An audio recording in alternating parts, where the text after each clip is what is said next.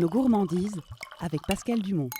Et c'est parti pour un nouveau numéro de Nos gourmandises, le podcast de l'école hôtelière de la province de Namur qui célèbre les délices, mais aussi le savoir-faire et la passion de celles et ceux qui nous les proposent. Ils sont passionnés, ils sont tous deux liés à cette fameuse école provinciale. Le chef d'atelier et l'ancien élève, Olivier Cornet, et Adrien Pestiot, le gérant de la cidrerie du Condreau à Avlanges, sont nos gourmands du jour. Voilà qui augure un moment plein de pétillant. Messieurs, sans plus tarder, on démarre et c'est vous de suite, Olivier Cornet, qui allez lancer cet échange par quelques mots au sujet de notre invité. Bonjour Pascal. Bonjour. Alors Adrien, fini des humanités générales, arrive en septembre 2012 à l'école hôtelière. C'est là, au fur et à mesure des cours, qu'il se découvre une passion pour le vin. Ça va déclencher vers d'autres boissons. On se souvient d'un élève studieux, consciencieux, assez rare mais mélomane. Il se distingue par une grande curiosité et une soif constante d'apprendre. Ça, c'est Adrien. Est-ce que ce mini-portrait vous convient, Adrien Pestiot ? Est-ce que vous avez envie d'ajouter quelque chose ? Oui, j'ai envie d'ajouter quelque chose parce que je suis ravi de revoir Monsieur Cornet. J'ai pas l'occasion de le voir très souvent et je voulais souligner que c'est lui qui m'a transmis cette passion de l'œnologie. Donc je suis arrivé à l'école hôtelière pour devenir cuisinier. J'étais pas très doué, en tout cas pas le plus doué de l'école. Et puis j'ai assisté au cours d'œnologie de Monsieur Cornet et c'est lui qui m'a transmis la passion de l'œnologie. Alors vous parlez d'œnologie, que cette passion vous a été transmise, et Olivier l'a mentionné, vous êtes quand même arrivé sur le tard, après une autre formation en maths et sciences. Si je ne m'abuse, comment on passe des maths et sciences à l'hôtellerie ? Alors, moi, je fais partie de ceux qui ont eu du mal à trouver leur chemin à 18 ans. Je trouve que c'est très compliqué de se fixer un cap et j'avais envie d'expérimenter d'autres choses. Les bancs de l'école m'ennuyaient un petit peu, les bancs théoriques. J'ai fait quelques semaines à la faculté de Namur avant d'arriver à l'école hôtelière et j'ai changé de cap parce que j'avais envie d'expérimenter quelque chose de terrain, quelque chose de concret et j'y ai trouvé mon compte. Donc, je pense que c'est aussi la formation à l'école hôtelière de la citadelle de Namur qui apporte une certaine école de vie aussi. On apprend à s'organiser, à gérer son stress. Et donc, c'est une formation qui est certes hôtelière, mais qui est aussi une sacrée formation pour la vie. Une formation assez particulière, puisqu'on l'a dit, donc c'est après un cycle déjà en humanité. Et à l'école hôtelière, on dit aux étudiants qui ont déjà un parcours derrière eux, venez. Il n'y a pas de souci, vous aussi, vous pouvez éventuellement réaliser votre rêve de cuisine. Oui, tout à fait. C'est une section où on a trouvé vraiment une belle façon, je dirais, de vivre l'enseignement qualifiant avec des personnes un peu plus âgées. Évidemment, ça change des troisièmes qui ont 15 ans. On a un public qui est déjà un petit peu plus construit, un peu plus mature. Et comme ces personnes ont déjà le CESS, on dispense la formation commune et on la renforce par beaucoup plus de pratiques et les cours du métier. On y laisse bien sûr des langues, parce que dans le métier, les langues, c'est quand même important. Et c'est vrai qu'ils sont entre eux. Donc, ce ne sont pas des élèves qui sont parachutés dans des classes autres. C'est vraiment spécifique. C'est vraiment très spécifique. Et je dirais que les résultats obtenus, la construction humaine est un résultat aussi. Mais je veux dire, dans le métier, on retrouve pas mal de nos humanistes, comme on les appelle, à différentes places, avec des gens qui ont réussi dans ce qu'ils voulaient faire du métier. Quel souvenir vous gardez de l'école hôtelière, Adrien Pestiot ? Beaucoup parce que quand on s'est préparé en maths fortes, sciences fortes à aller faire des études à l'université, on n'est pas préparé du tout à être quand même un peu catapulté dans un certain milieu où la rigueur, la discipline fait partie du quotidien et où on doit être un peu exemplaire. Donc le mot choc est un peu trop vilain, mais c'est quand même une réalité qui est marquante à 18 ans, quand on est aussi à un âge où on expérimente les plaisirs de la vie et la liberté en fait. Et donc on a un peu cette ambivalence entre la discipline attendue de l'école et cette volonté de prendre son envol et sa liberté. Alors Olivier Cornet, Adrien Pestiot l'a dit, il a découvert une passion pour l'œnologie grâce à vous, quelque part, grâce à la formation qui est dispensée à l'école. Vous sentiez qu'il y a un intérêt, vous le voyez dans le regard des élèves, dans leur comportement? Je dirais que c'est surtout au rendu qu'on se rend compte. Alors il y a le rendu simplement théorique, quelqu'un qui étudie bien. Voilà, et restitue. Ici, il y a un rendu, mais on sent qu'il y a quelque chose qui se passe derrière. Il y a une petite touche de... C'est un peu plus sincère. Allez, on va le dire comme ça. Il y a un peu plus de sincérité. Il y prend goût, simplement. Et donc, il suffit d'une anecdote en plus que ce qui est marqué dans le cours, parce qu'on commence à remarquer qu'il y a eu d'autres recherches que simplement le cours. Voilà. Et lors de voyages, parce que c'est souvent au voyage que ça se déclenche, quand on fait une sortie et qu'on rencontre des vrais professionnels, ceux qui font le vin, ceux qui le servent vraiment à ce moment-là, là, c'est vraiment le déclic total, quoi. Est-ce que ça vous sert encore aujourd'hui, les éléments que vous avez, je vais dire, emmagasinés à l'école hôtelière? Oui, largement. Donc, je pense que, comme je le répète peut-être un peu, même peut-être un peu trop ici, mais je pense que c'est une école de vie. Donc, ça m'a quand même appris à concilier deux facteurs qui, pour moi, sont un peu des clés de succès. Le mot succès est fort, mais qui sont un peu des clés pour ouvrir des portes, en tout cas, dans l'entrepreneuriat. C'est d'un côté la créativité. Mais pour ça, il faut des outils, il faut une certaine rigueur. Et donc, c'est le binôme que ces deux facteurs font sont très présents à l'école hôtelière. C'est un milieu où on peut vraiment exprimer beaucoup de curiosité, de créativité. C'est un milieu artistique, moi j'en suis assez convaincu, mais qui demande une exigence. Qui est aussi très belle, même si c'est un peu à l'opposition peut-être du monde d'aujourd'hui ou de ce qu'on raconte. Moi, je suis un fervent défenseur de cette exigence qui ouvre les clés d'une plus de liberté. Est-ce que vous pâtissez encore? Non, surtout pas, surtout pas. J'ai toujours été très mauvais, je le suis toujours, et je cède ma place avec plaisir. À ce point-là? Oui, à ce point-là, oui. Mauvais souvenir? Très mauvais souvenir, oui, à l'école hôtelière. En plus, on avait un chef en pâtisserie qui était très exigeant, d'autant plus. Et donc, examen qualifiant de fin de cycle, donc vraiment pour avoir son diplôme à l'école hôtelière. Beaucoup de stress. Seconde session pour moi en pâtisserie. Ma seule seconde session en pâtisserie. Le mauvais souvenir. Pour dédouaner Adrien, la pâtisserie est probablement en cuisine l'endroit où il y a le moins de créativité. Parce que le pâtissier, c'est au gramme près, il n'y a pas d'interprétation. Alors, les assiettes sont formidables quand on est de haut niveau, mais on ne se rend pas toujours compte de la somme de travail. Moi, généralement, je ne suis pas pâtisserie non plus, je dis que c'est la pharmacie de la cuisine. C'est super précis, quoi. Qu'est-ce que vous avez été faire? Et donc, examen de fin de cycle et tout nouveau four à air pulsé. Je ne sais pas combien ça doit coûter au jour d'aujourd'hui. Ça doit être un prix monumental. Je me suis dit que j'allais faire des sphères croquantes de tarte tatin. Donc, pour moi qui ne sais pas pâtisser, vous voyez où j'avais mis la barre. Et donc, j'ai commencé mes fonds de tarte. J'ai rempli ces fonds de tarte de billes de plomb qui ont fini dans le moteur du four pour l'examen de tous les élèves. C'était très gênant. Bien joué, je comprends pourquoi vous n'avez pas persévéré en pâtisserie. Par contre, vous allez persévérer en matière de vin, de spiritueux et de gestion aussi. Oui, donc après l'école hôtelière, j'ai voulu rapidement travailler parce que je pense aussi que c'est une bonne école et donc j'ai voulu combiner le travail et le fait de continuer ma formation. Donc je suis allé travailler pour un importateur de vin dans lequel j'ai décroché un poste comme représentant commercial.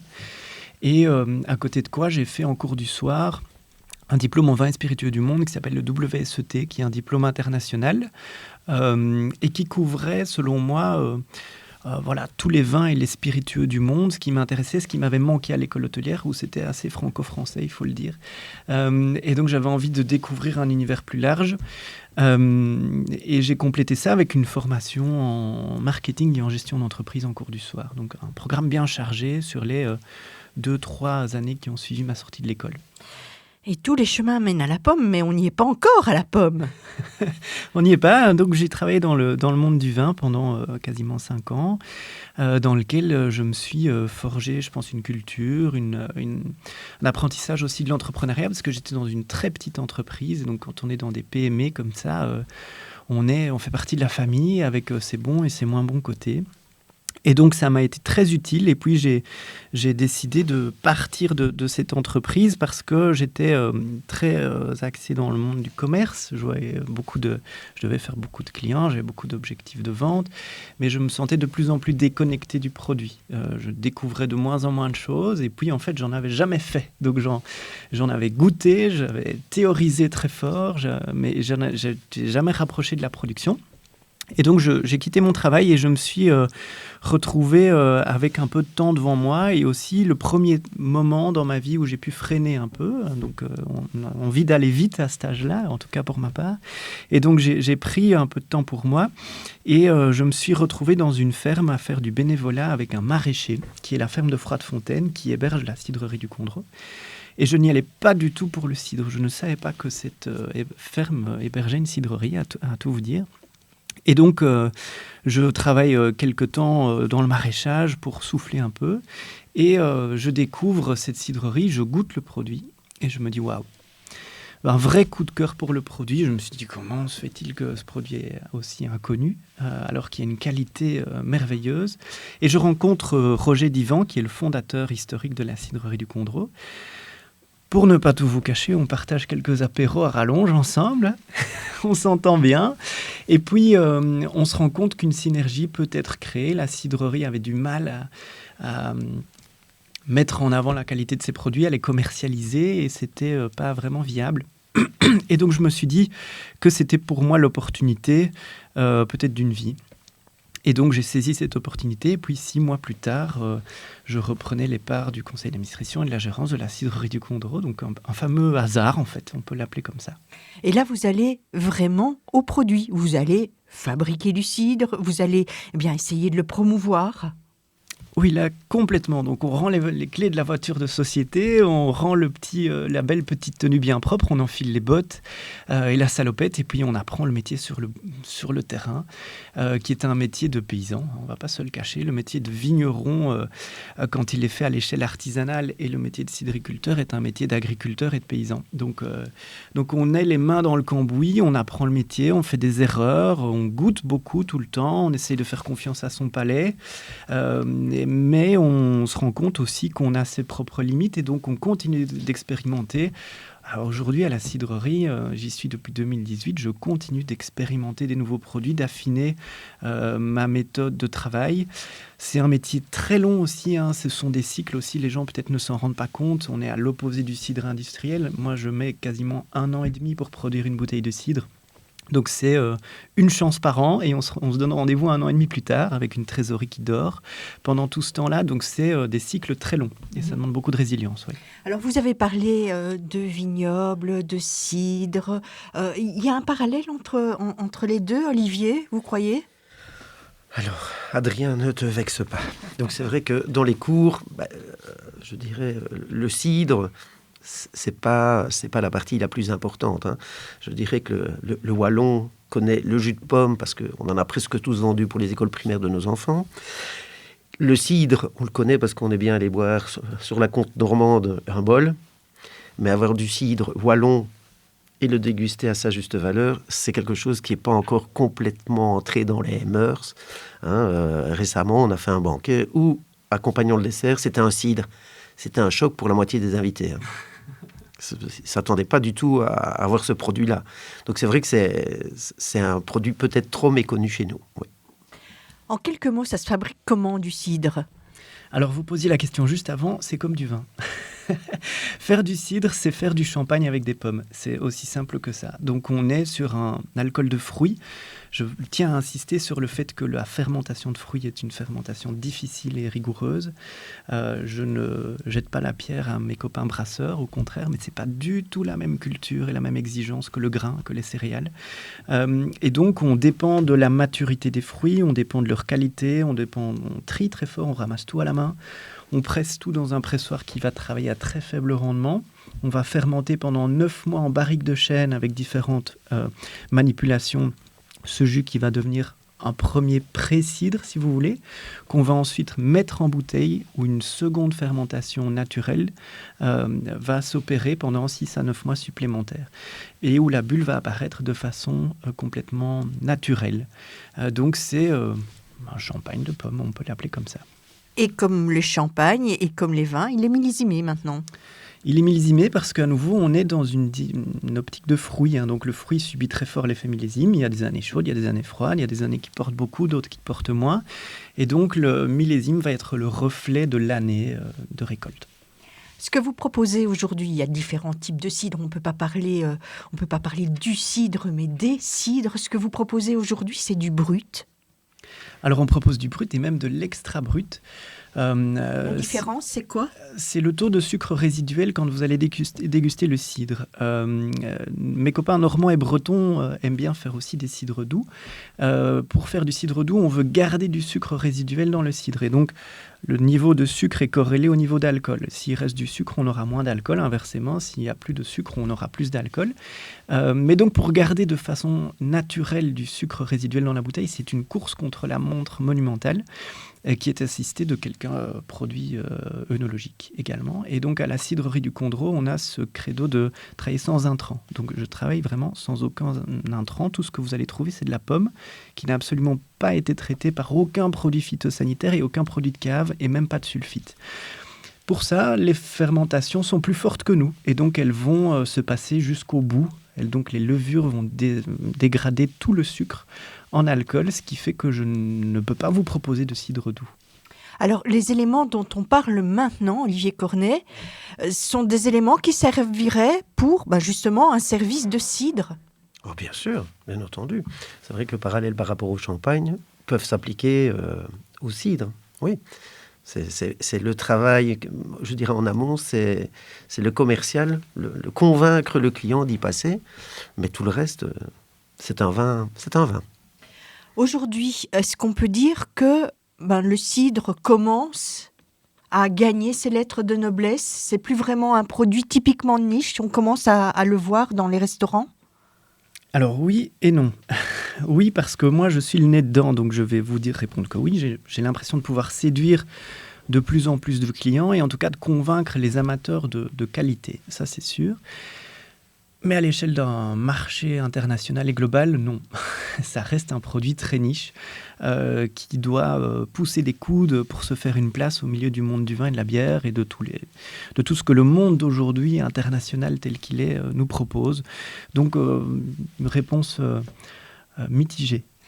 On a quand même des bars qui se spécialisent dans le cidre, on a quand même des restaurants étoilés qui en proposent à leur carte.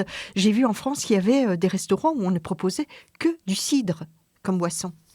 Oui, il y a des fervents défenseurs de ce produit et qui sont nécessaires pour remettre en avant ce produit de niche. Et donc, c'est une niche comme peut-être le saké est en train de devenir une niche aussi, qui est un alcool très à la mode pour l'instant. Donc, je pense que ça fait partie de quelques pionniers qui prennent leur bâton de pèlerin et qui vont batailler pour proposer une alternative qui est un monde très riche, très vaste et qui souffre malheureusement d'un manque de popularité, oui.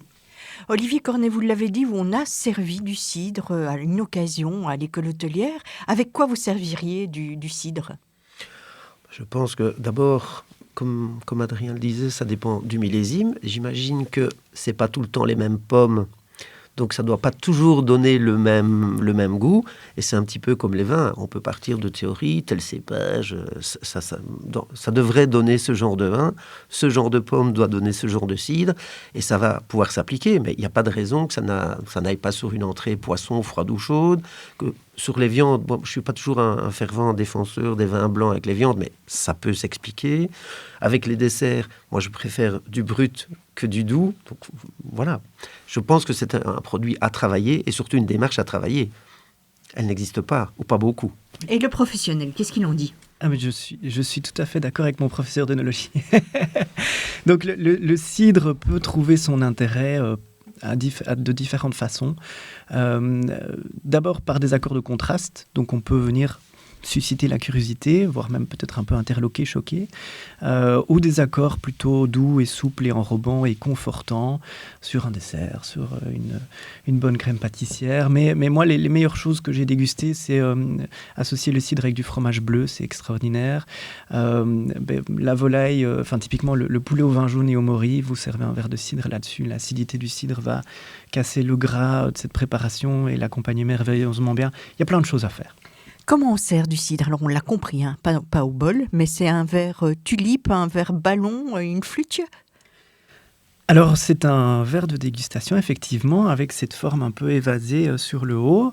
On va favoriser donc un verre à vin assez ample parce que le cidre, surtout de la façon dont lequel je le produis, peut souffrir un petit peu d'arôme un peu réducteur au début, à l'ouverture. Et donc, on va essayer d'oxygéner un petit peu ce cidre. Et donc, on va faire ce petit protocole de tourner son verre pour oxygéner un peu le cidre. Donc, il faut un verre qui le permette et puis qui se rétrécit un peu sur le haut pour pouvoir profiter de toute l'entièreté du bouquet. On sert ça frais, mais pas trop, hein, comme les bons vins blancs. Donc on est aux alentours de 8 degrés. On marque une attention particulière à la finesse de la bulle. On n'est pas sur du Coca-Cola effervescent à outrance. On est sur quelque chose, une bulle qui est très délicate et qui doit venir accompagner le bouquet en finesse. Et on a envie de déguster là, hein, Olivier Cornet. Oui.